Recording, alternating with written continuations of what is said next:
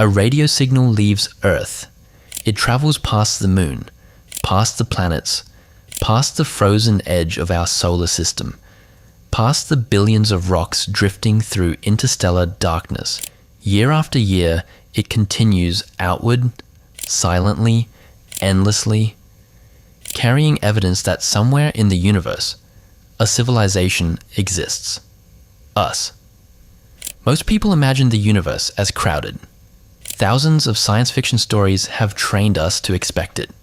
Countless worlds, countless civilizations, countless voices waiting beyond the stars. That expectation feels reasonable.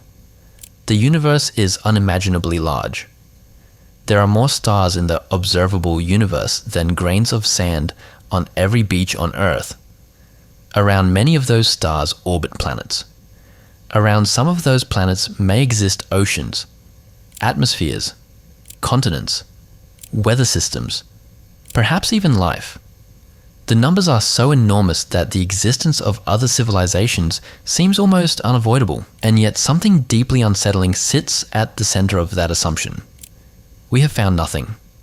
No confirmed signals, no alien probes, no artificial structures, no evidence that another technological civilization has ever existed. The universe appears capable of producing life, but so far, it appears strangely reluctant to reveal another civilization. This contradiction has a name, the Fermi Paradox. In 1950, physicist Enrico Fermi asked a deceptively simple question during a casual lunch conversation. Where is everybody? The question sounds almost childish. It is not. Because once the mathematics are examined, the silence becomes difficult to explain. Our galaxy alone contains hundreds of billions of stars. Many are billions of years older than the sun. If even a tiny fraction produced intelligent civilizations, some should possess an enormous head start over humanity. Not centuries, not millennia, millions of years, perhaps tens of millions. In cosmic terms, that is an eternity. Most people imagine galactic exploration as impossibly difficult. A civilization capable of surviving long enough could spread gradually from star to star. No faster than light travel required. No science fiction technology necessary. Even moving slowly, a sufficiently advanced civilization could potentially reach every corner of the Milky Way within a fraction of the galaxy's lifetime, which creates an uncomfortable implication. If intelligent civilizations are common, somebody should already be here, or at least they should have left traces. Yet the sky remains silent. At first glance, the solution seems obvious. Perhaps intelligent life is extremely rare.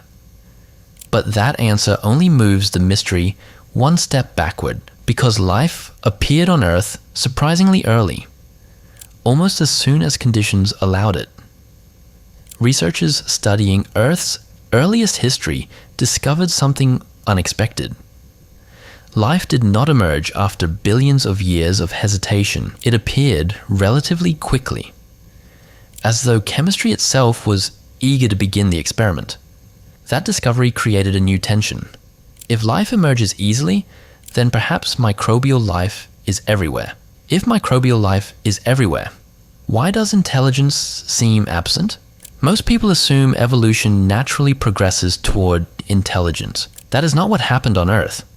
For most of our planet's history, nothing built cities, nothing invented mathematics, nothing constructed telescopes. Life existed for billions of years without producing anything remotely resembling a civilization. Complex intelligence may not be evolution's destination. It may be a cosmic accident, a rare intersection of circumstances so improbable that it happened only once, or perhaps it happened many times, and something else prevented those civilizations from surviving.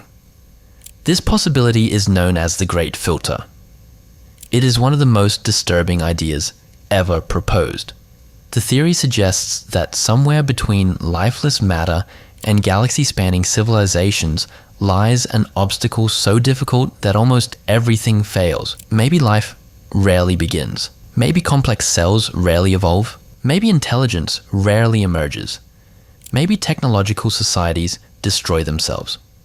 The terrifying part is not that the filter exists. The terrifying part is that we do not know where it is. Perhaps humanity already passed it, in which case we may be extraordinarily fortunate. Or perhaps it still lies ahead, waiting, invisible. Most people fear alien invasions.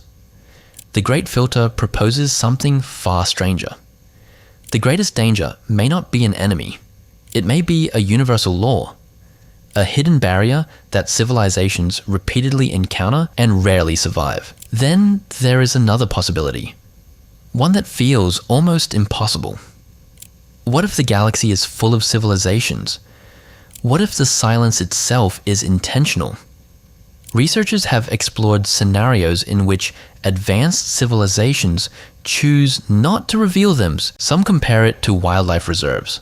Others describe a cosmic version of camouflage, a universe where everyone remains quiet because attracting attention is dangerous. The idea sounds speculative, yet it emerges from a simple observation. Every civilization understands only one example of intelligent life, its own. We do not know how advanced societies behave. We do not know their motivations. We do not know their ethics. We do not know whether survival encourages cooperation or caution or concealment. The deeper we investigate, the stranger the silence becomes. Because the real mystery may not be extraterrestrials. The real mystery may be ourselves. Humanity often assumes intelligence is special, perhaps even inevitable. But evolution never promised consciousness. It never promised civilization. It never promised science.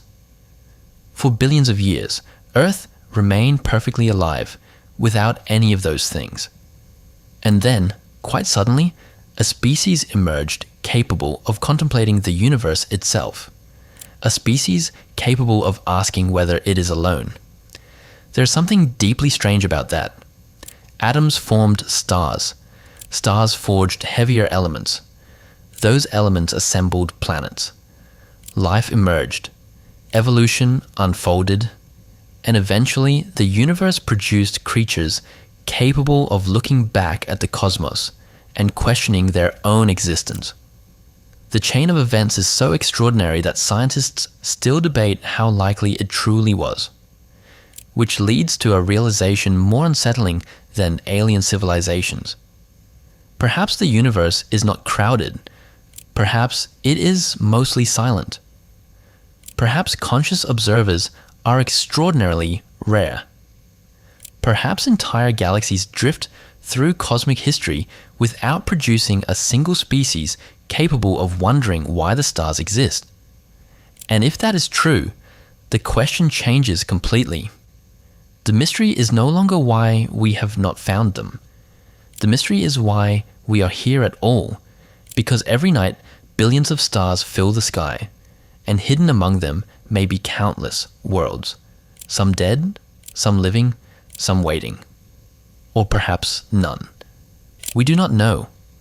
That uncertainty remains one of the deepest unanswered questions in science, not because it concerns aliens, but because it concerns us.